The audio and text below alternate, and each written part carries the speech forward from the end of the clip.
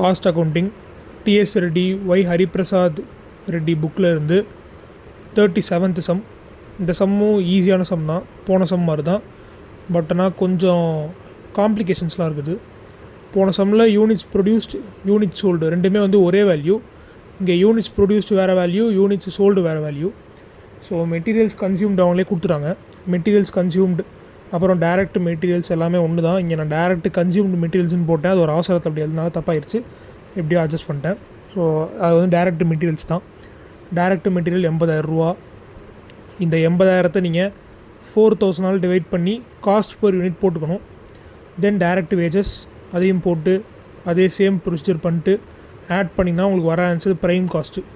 தென் manufacturing overhead same step 8,000 hours into ₹4 போட்டிங்கன்னா 32,000. அதை add பண்ணிங்கன்னா உங்களுக்கு ஒர்க்ஸ் காஸ்ட் வந்துடும். தென் அட்மினிஸ்ட்ரேஷன் ஓவர்ஹெட்டு 10% ஆன் ஒர்க்ஸ் காஸ்ட் அவங்க கொடுத்துருக்காங்க. ஸோ 1,60,000 இன்ட்டு 10/100 போட்டிங்கன்னா உங்களுக்கு வர ஆன்சர் தான் அட்மினிஸ்ட்ரேஷன் ஓவர்ஹெட்டு. அதை ஆட் பண்ணிங்கன்னா காஸ்ட் ஆஃப் ப்ரொடக்ஷன் வந்துடும். தென் நிறைய பேர் என்ன தப்பு பண்ணுவீங்கன்னா, இதை போட்டுட்டு நெக்ஸ்ட்டு அப்படியே டேரெக்டாக செல்லிங் ஓவர்ஹெட் போயிடுவீங்க. நானும் தப்பு தான் பண்ணுறேன், அதான் இங்கே அடிச்சு எழுதியிருக்கேன். But it is not the correct step shit. Okay, இங்கே வந்து உங்களுக்கு ஒரு ஸ்டாக் ஒன்று க்ரியேட் ஆகுது. யூனிட்ஸ் ப்ரொடியூஸ்ட் வந்து 4,000, பட் யூனிட்ஸ் சோல்டு வந்து 3,600 தான். ஸோ ப்ரொடியூஸ்ட்னால் அது ஒரு ஃபினிஷ்டு கூடுன்னு தான் அர்த்தம். யூனிட் சோல்டுமே கண்டிப்பாக ஃபினிஷ்டு கூட்ஸாக நம்ம வந்து சேல் பண்ண போகிறோம். ஸோ இங்கே வந்து ஒரு 400 யூனிட்டு நமக்கு வந்து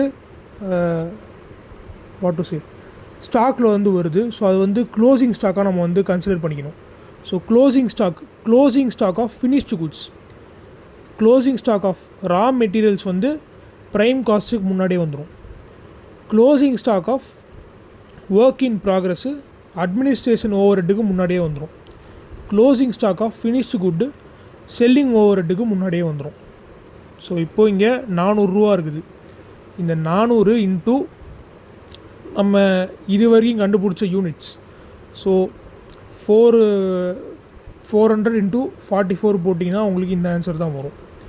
அதை அப்படியே எடுத்து எழுதிக்கோங்க. க்ளோசிங் ஸ்டாக்கை மைனஸ் தான் பண்ணணும், ஆட் பண்ணுறாதீங்க. வர answer cost of production of goods sold. Cost of ப்ரொடக்ஷனும் வருது, cost of production of goods சோல்டும் வருது. So next selling overhead. Selling overhead நமக்கு வந்து 1.5 per யூனிட்னு கொடுத்துருக்காங்க.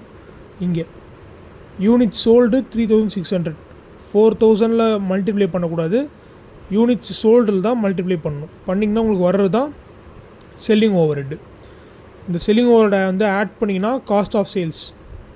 இப்போ நமக்கு இங்கே டேரெக்டாக அவங்க சேல்ஸ் தரல, but we can infer it.